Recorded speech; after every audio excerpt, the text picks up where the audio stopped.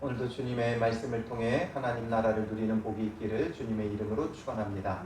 우리가 레위기 2장 말씀 봤는데요. 레위기 2장은 소제에 대한 제사법을 하나님께서 명하고 계시죠. 1장에서는 번제를 보았고 이제 2장에서는 소제를 보게 됩니다.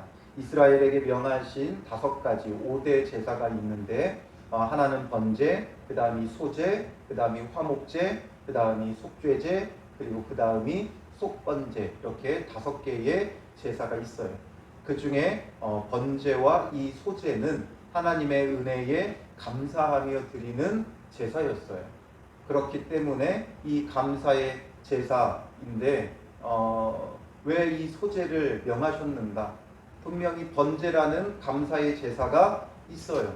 하나님이 주신 은혜에 감사하며 모든 것을 불태워 드리는 이 번제. 그래서 모든 걸 불태워 드리며 하나님 앞에 헌신과 충성과 복종을 다짐하는 번제가 있음에도 불구하고 왜 소제를 명하셨는가? 5가지 제사 중에 유일하게 소제는 무엇으로 드려요? 곡식으로 드리죠. 그래서 이 소제를 영어로 번역했을 땐 grain offering이라고 해요. 그래서 식물로 드리는 제사다. 그리고 우리말로는 소제라고 번역을 했는데 이 소자는 그 한자 중에 흰 소자예요. 희다 할 때 그 힐 소자예요. 하얗게 가루로 곡식을 빻았기 때문에 우리말은 그렇게 이제 번역을 한 것 같아요. 그런데 이 실제적인 히브리어의 이 소제라는 말은 민하라는 말이에요. 이 민하라는 말은 선물, 예물이라는 뜻이 있어요.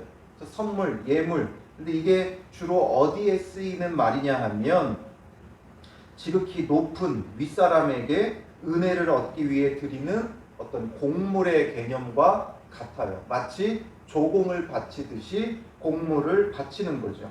그래서 이 안에는 이 공물을 드리는 개념이기 때문에 하나님 앞에 공물을 드리는 거예요.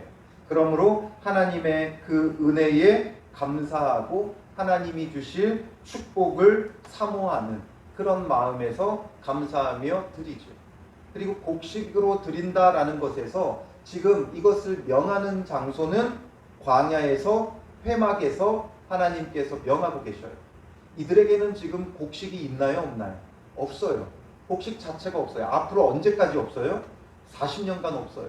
그들이 광야 40년을 떠돌면서 그들이 심지도 거두지도 못해요. 그런데 왜 소제를 명하신 거예요? 여기에는 어떤 의미가 있어요? 이제 그들이 가나안 땅에 들어가 정착할 것이다 라는 것이 배경에 깔려 있는 거죠. 하나님께서 이제 그들이 유목민족이었지만 이스라엘 백성 자체가 원래는 유목민족이었죠. 아브라함 때부터 쭉 유목하며 살아왔어요. 그러다가 그들이 어디로 흘러 들어간 거예요? 애굽으로 흘러 들어가게 되어졌고 애굽에서 종살이 하다가 다시 나왔어요. 그런 그들에게 이제 가나안 땅, 영원히 정착할 가나안 땅을 하나님께서 이제 주시겠다라는 약속 안에서 애굽에서 나오게 되는 거죠. 그냥 무턱대고 나온 게 아니에요. 그들은 영원한 나라, 하나님께서 주실 영원한 나라, 영원한 땅, 가나안 땅, 영원한 기업을 바라보며 나왔어요. 그러므로 비록 아직 광야에 있지만 이 소제를 드리라고 명하시는 것은 너희들이 이제 곧 정착할 것이다. 물론 40년을 그들이 광야에서 방황할 것은 생각도 못했어요. 곧 그 가나안 땅에 들어갈 줄 알았지만 그들이 스스로 가나안 땅에 들어가기를 거부함으로 이제 이게 40년이 되어졌죠. 그러나 분명한 것은 하나님께서 약속하신 땅에서 그들이 정착하고 이제 씨를 뿌리고 열매를 거두며 그 곡식을, 그 땅을 기업으로 받은 그 땅의 소산물을 먹게 될 것이다 라는 것이 그 안에 깔려있는 하나님의 약속이에요. 하나님의 그 약속 안에서 은혜를 누릴 것을 하나님께서 미리 말씀하시며 이 소제라는 제사를 그들에게 명하신 거죠. 그들은 아직 심지도 거두지도 못해요. 장작 앞으로도 약 40년간은 심지도 거두지도 못해요. 그러나 이 소제를 명하심은 하나님은 이 모든 것을 알고 계심에도 소재를 지금 명하고 계시는 것은 앞으로 그들이 이제 가나안 땅을 영원한 기업으로 얻고 그 소산을 먹을 것이라는 거죠. 그리고 이제 가나안 땅에 들어가 그들이 그 소재를 드릴 때는 어떤 마음이겠어요? 이제 우리가 주님의 그 약속 안에서 이 땅을 영원한 기업으로 얻었고 이 땅의 소산물을 먹는다라는 그런 은혜, 주님의 약속 안에서 은혜를 누림을 주님 앞에 감사하며 이 곡식의 소산을 가지고 드리게 되는 것, 그 하나님의 은혜 아래 살고 있다는 그 감사의 제사가 소제이고, 또한 그러므로 이제 앞으로도 계속해서 영원토록 주님의 은혜 가운데 살아갈 것을 소망하게 되는 것이 이 소제가 되어지는 거죠. 그래서 이 소제를 주님께서 명하시는데, 소제도 번제처럼 다양한 제물로 드릴 수 있었어요. 번제를 소나 또 아니면 양이나 염소, 그리고 그것도 없으면 새로 비둘기 새끼로 하나님 앞에 드리게 하셨듯이 이 소제의 예물도 1절부터 3절까지는 고운 가루로 예물을 삼아 하나님 앞에 소제를 드리는 방법, 그 다음에 4절에는 화덕에 구운 것, 5절에는 철판에 붙인 것, 7절에는 냄비의 것. 그런데 이 화덕에 구운 것, 철판에 붙인 것, 냄비의 것, 이건 전부 다 뭐예요? 고운 가루를 가지고 이제 요리를 해가지고 하나님 앞에 드리는 방식이죠. 그래서 4절부터 10절까지는 이제 요리해서 하나님 앞에 이 소제를 드리는 것, 고운 가루를 요리해서 드리는 방법을 말하고 있고, 그리고 이제 11절부터 13절은 소제물을 드릴 때의 유의사항에 대해서 말씀해주고 있어요. 그리고 마지막 14절부터 16절은 첫 이삭의 소제를 드리는 방법에 대해서 이제 말씀하고 있죠. 그런데 한결같이 전부 다 사용되어지는 게 무엇이냐면 곡식이고, 그 곡식 가운데서도 가장 기본적으로는 고운 가루로 예물을 삼아 드린다는 거예요. 곡식을 빻아서 고운 가루를 만들어요. 그리고 그것을 통해서 고운 가루 자체를 하나님 앞에 드리기도 하고, 이것을 요리해서 하나님 앞에 드리기도 했어요. 그런데 이 소제가 담고 있는 의미는 어떤 의미가 또한 있냐면, 앞서서 말했듯이 소제는 하나님의 언약 안에서 은혜를 누림을 감사하고 또 그 은혜를 계속해서 누리게 될 것을 사모하는 거죠. 소망하는 거죠. 그런데 여기에 담겨 있는 정말 참된 뜻, 예수 그리스도께서 이루신 것은, 번제는 그리스도의 그 희생, 그리스도의 죽음이 담겨 있어요. 그렇다면 이 소제에는 그리스도의 삶이 담겨져 있어요. 그리스도의 인성이 담겨져 있어요. 자기를 비워 종의 형체로 이 땅에 오신 그리스도의 그 삶이 담겨 있어요. 그래서 이 곡식을 가지고 가루를 만들죠. 그러니까 자기를 비워 완전히 부서지셨던, 완전히 죽어지시기 위해 이 땅에 오셔서 가루가 되어질 정도로 우리를 위해 모든 걸 내어주신 그리스도의 그 삶이 담겨져 있다라는 거죠. 그래서 이 소제도 예수 그리스도의 삶을 통해 드려져요. 이 곡식으로 제사를 드리듯이 예수님은 자기 자신을 뭐라고 표현하셨어요? 나는 하늘에서 내려온 참된 떡이다. 생명의 떡이다. 예수님 자체가 생명의 떡으로 주님 앞에 소제로 드려지신 거예요. 그래서 우리는 그 그리스도의 삶을 이 소제를 통해 발견할 수 있어야 되고, 그래서 우리도 이제는 예수님을 통해 온전한 소제가 드려졌기에 이제 이 소제를 드리는 자의 그 마음으로 우리가 살아가야 되죠. 예수님이 정말 내게 생명의 떡이 된 그런 삶을 살아가는 것, 이게 바로 오늘을 살아가는 우리가 소제의 예물을 배워야 하는 의미가 되어지는 거예요. 그래서 소제의 예물을 여호와께 드리려거든으로 시작하죠. 1절은 누구든지 그 누구라도 드릴 수 있다는 거예요. 어떤 특정한 사람만이 아니라 누구든지 소재의 예물을 여호와께 드리려거든 가장 기본은 고운 가루로 예물을 삼아. 잘 빠진 고운 가루. 이 고운 가루는 어떤 뜻이 또 있겠어요? 예수님이 우리를 위해 자기를 비워 종의 형체가 되어 이 땅에 오심이죠. 그래서 잘 빻은 고운 가루가 되면 어디에든 쓸 수가 있는 거예요. 화덕에도 구울 수 있고 철판에도 붙일 수 있고 냄비에다가도 요리할 수 있어요. 잘 빠진 가루는 어디에든 가져다 쓸 수 있어요. 어디에든 쓰기에 부족함이 없고 합당하고 아름다운 거예요. 예수님께서 이 땅에 오셔서 잘 빠지고 잘 부서지셨기 때문에 우리의 모든 구원을 이루시죠. 눈먼 자는 보게 하시고 죽은 자는 살리시고 보지 못하는 자, 듣지 못하는 자, 말 못하는 자, 저는 자, 각종 병든 자 누구에게든 그리스도가 구원자가 되시는 거예요. 예수님이 다가가시기만 하면, 예수님이 만나주시기만 하면 어디 가든 예수님은 구원자의 역할을 감당하셨어요. 이런 것처럼 오늘 우리도 이제는 예수 그리스도를 본받아 잘 빠진 고운 가루와 같은 자가 되어져야 돼요. 처음에는 굉장히 거친 자들이었지만 마음도 거칠고 생각도 거칠고 말도 거칠고 행동도 거칠지만 주님 안에서 잘 부서지고 빠지고 고운 가루가 되어지면 어디에든 쓸 수 있어요. 그러나 고운 가루가 되어지지 않으면 여기 부딪히고 저기 부딪히고 여기에 싸움이 일어나고 저기에 갈등이 일어나고 어디에도 쓸 수 없는 자가 되어지는 거죠. 그래서 우리도 고운 가루처럼 잘 빠져야 돼요.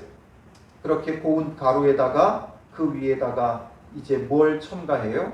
기름을 붓죠. 기름을 부어요. 왜 기름을 부어요? 이 고운 가루를 소재로 만들기 위해, 소재물로 만들기 위해 기름을 붓죠. 그래서 아마도 반죽이 되어지듯이 기름을 넣는 거예요. 그런데 왜 기름을 넣었느냐? 이 기름은 무엇을 의미해요? 성경에서 한결같이 기름은 성령을 의미하죠. 성령을 부어 넣어야 돼요.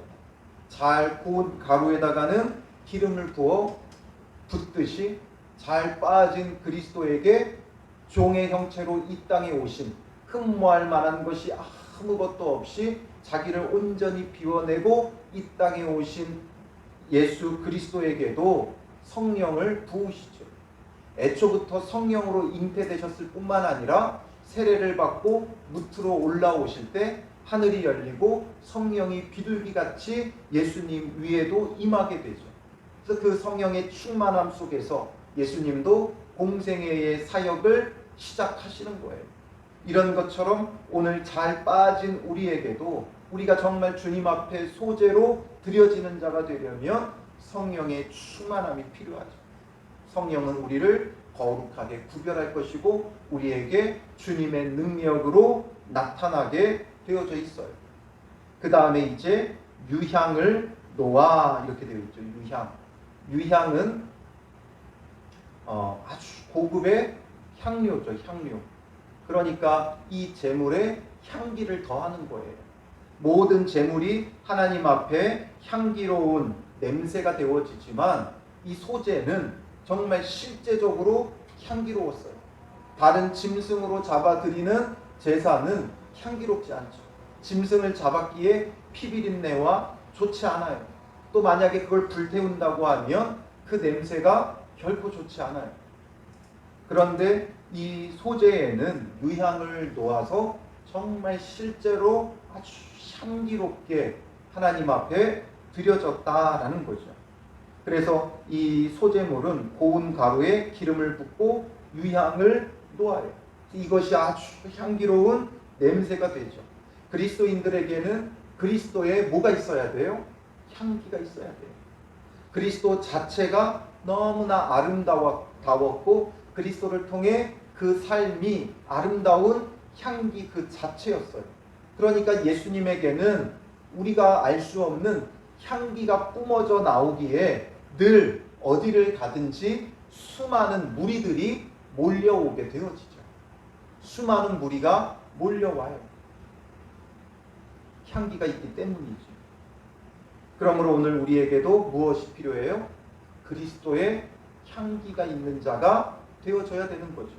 그래서 고린도후서 2장 14절 15절에 보면 항상 우리를 그리스도 안에서 이기게 하시고 우리로 말미암아 각처에서 그리스도를 아는 냄새를 나타내시는 하나님께 감사하노라.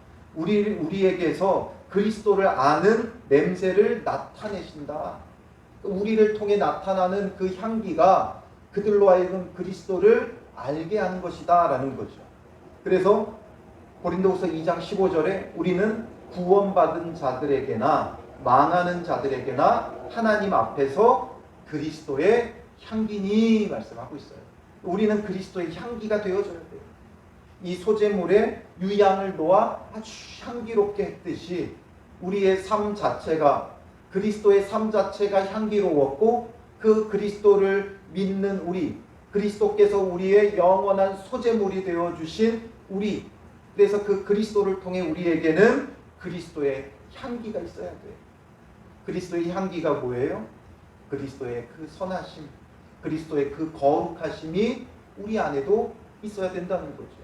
다른 것으로 향기되지 않아요. 우리가 힘있고 능력이 있어서 그리스도의 향기가 나는 게 아니에요. 우리에게 나타나는 그리스도의 향기는 우리의 거룩함과 우리의 선함이에요. 구별됨이에요. 세상과 다른 그 구별됨이 우리 가운데 있을 때 사람들은 그것을 우리에게서 그리스도의 향기로 맡게 되고 그것이 바로 그들에게 그리스도를 아는 냄새가 되어지는 거죠. 그래서 소재물은 고운 가루에다가 기름을 붓고 유향을 놓아요.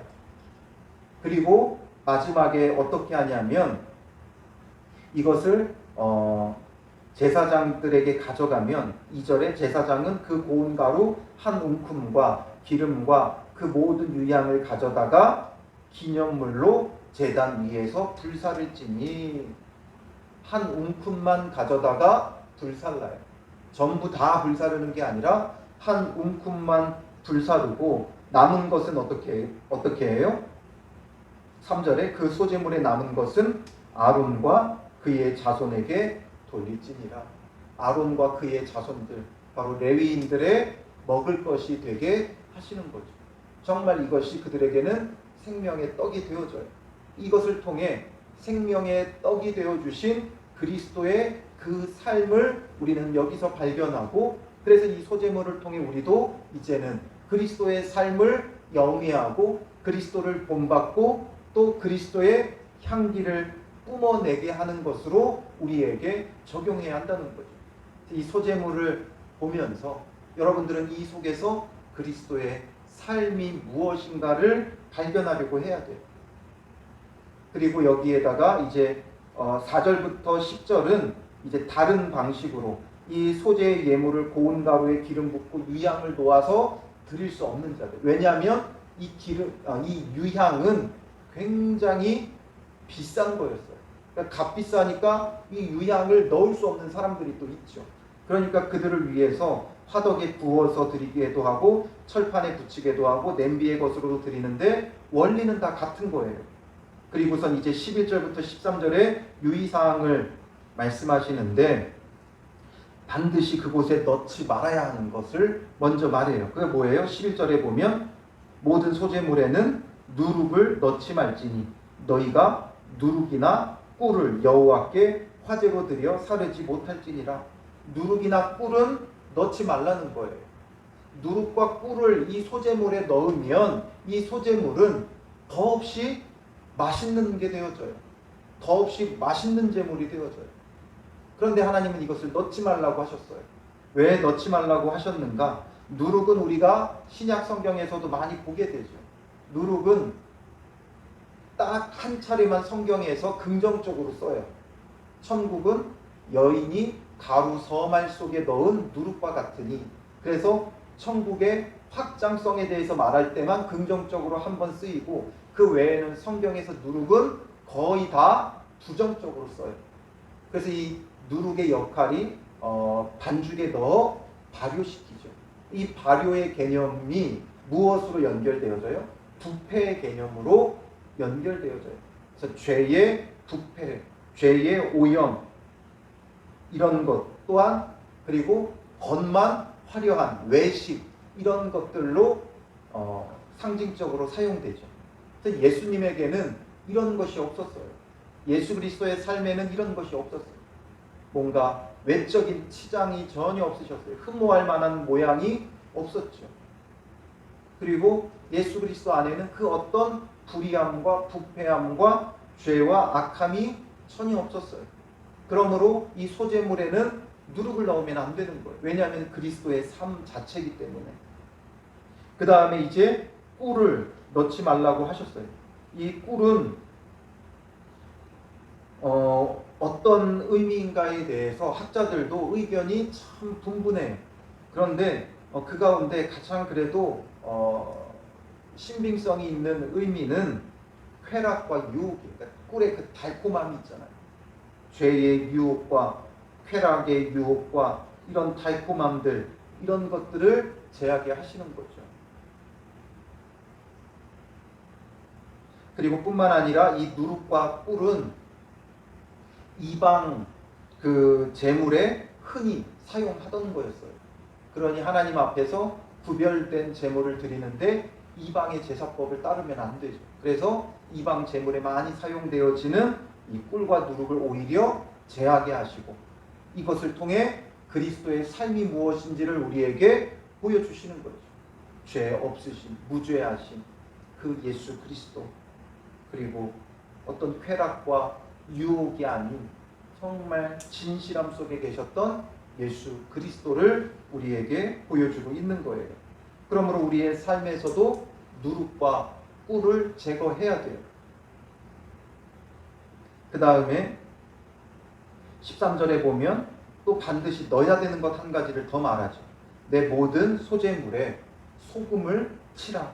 내 하나님의 언약의 소금을 내 소재에서 빼지 못할지니 내 모든 예물에 소금을 드릴지니라. 거기다가 소금은 또 넣으시게 하셨어요. 소금도 성경에 여러 가지로 쓰이게 되어지는데 너희는 세상의 빛이라 소금이라 할 때는 맛에 대한 그 꼭 필요한 맛을 내는 그 소금이었다면 여기서의 소금은 소금 언약이라는 말들이 있어요. 소금 언약은 무엇이냐면 그 제물 위에 소금을 뿌려서 이 소금은 부패를 방지하죠. 그러니까 누룩의 반대가 되어져요. 누룩은 부패하게 하는 것이라면 소금은 부패를 방지해서 영원한 언약이 되게 하는 거예요. 바로 주님의 그 약속은 영원하다는 거예요. 예수 그리스도를 통해 우리에게 주어진 그 구원의 약속의 영원함을 우리에게 보여주죠. 변개치 않아요. 주님은 신실하시고 변함이 없으시죠. 그러므로 그 주님을 우리에게 보여주기 위해 소금을 쳐 그의 소금 언약 안에서 이제 우리가 누리는 그 은혜를 하나님 앞에 예배하는 게 소재였다라는 거죠. 예수 그리스도는 절대 변개치 않아요. 우리는 흔들리는 갈대 같아서 이랬다 저랬다 하죠. 때로는 열심으로 믿기도 하다가 또 낙심하여 완전히 떨어지기도 하죠. 그러나 주님은 늘 한결같이 그 약속을 신실하게 지키세요. 그래서 예수 그리스도로 맺은 그 새 언약, 그의 살과 피로 맺어진 새 언약은 영원히 변개치 않죠. 바로 예수님의 영원히 변치 않으심을 보여주고 그의 약속이 우리 안에 영원함을 보여주는 게 바로 이 소재죠. 그리고 첫 이삭의 소재도 마찬가지예요. 주님이 주신 그 땅에서 언약 안에서 우리가 이것을 또 거두었다라는 거죠. 그래서 첫 이삭을 이 소재의 방식으로 또한 드렸어요. 첫 이삭뿐만 아니라 언제든지 소재를 드리기도 했고 또 첫 이삭은 반드시 또 이렇게 소재로 하나님 앞에 드렸다는 것.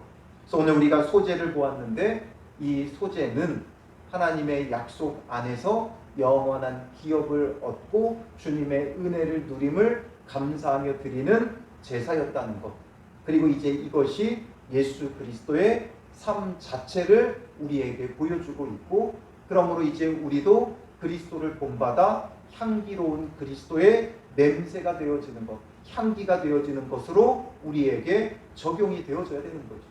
그리스도의 삶이 우리에게 머물고 또 우리가 그것을 본받아 그리스도의 향기가 되어지고 또 이 세상에 생명의 떡으로서의 역할을 해야 되는 거예요.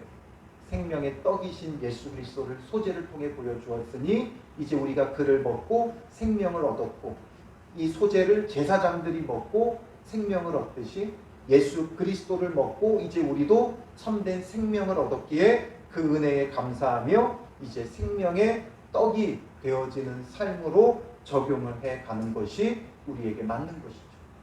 그래서 이 소재가 오늘을 살아가는 우리에게도 이러한 의미가 있음을 놓치지 말고 오늘 우리가 어디를 가든지 어디서나 생명의 떡으로서의 삶을 살아가는 성도들이 되시고, 또 우리를 통해 그래서 가정을 살리고 일터를 살리고 이웃을 살리는 참 생명의 떡이 되어주는 믿음의 사람들 되시기를 주님의 이름으로 축원합니다. 기도하겠습니다. 살아계신 아버지 하나님, 이 소재를 통해 주님의 언약 안에서 누리는 그 은혜를 감사하며 예배하게 하셨던 주님, 우리가 그리스도 예수 안에서 예수 그리스도를 생명의 떡으로 얻고 주님 안에서 구원의 은혜를 누리며 살아감을 감사하며 예배하는 자 되게 하여 주시고, 그리스도의 그 삶을 우리가 영위하는 자 되어 예수 그리스도가 우리의 참 생명의 떡이 되어지며 참된 생명을 누림으로 이제는 우리도 그리스도의 향기가 되고 이 세상의 생명의 떡으로서의 역할을 감당하게 하옵소서. 이 모든 것을 감당하기 위해 우리에게도 성령의 충만함을 부어주시고 그리스도의 향기가 우리 안에 머물게 하시고 변개치 않는 주님의 약속을 붙잡고 살아가는 믿음의 사람들 되게 하여 주시옵소서. 오늘 하루 주께서 우리의 생명의 떡이 되심을 다시금 깨닫게 하시고 그 생명의 떡을 가지고 이 세상에 나아가 이 세상을 먹여 살리는 믿음의 사람들이 되게 하여 주실 줄 믿사오며 예수님의 이름으로 기도합니다. 아멘.